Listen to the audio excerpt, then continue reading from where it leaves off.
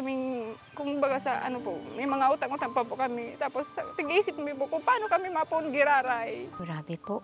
Di pa nga niya ako Napapaluwa pa sundo ngunyan ang mag-inang Bulawan, Kanporok 2 Barangay Maslog, Legazpi City.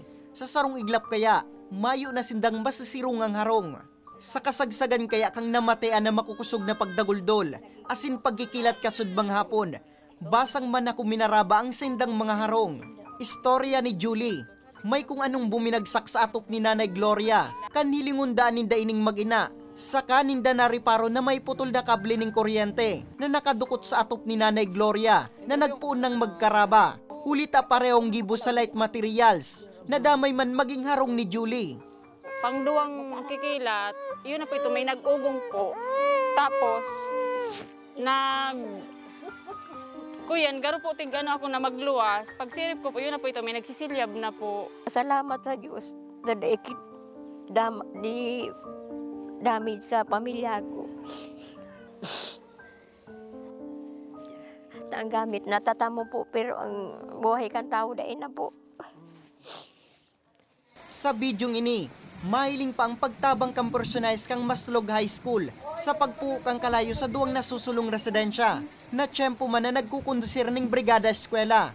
Nasa atubangan sa nakaya kang eskwelan ang residensya kan mga biktima.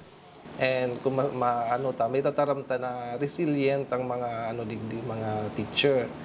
And kumbaga sa mga arog ka na bagay, handa kaming magtabang ang eskwelahan sa mga kumbaga ayan ang essence kang bayanihan.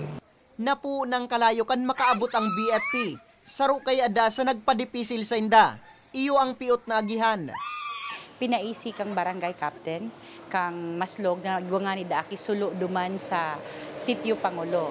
Alagad ka, ito pala nasa puro na ito, harayo na pala nito and nadipisilan na ang pag-iribata na makalaog duman. Pati nga ang satuyang fire truck, dain na nakalaog duman sa fire scene mismo.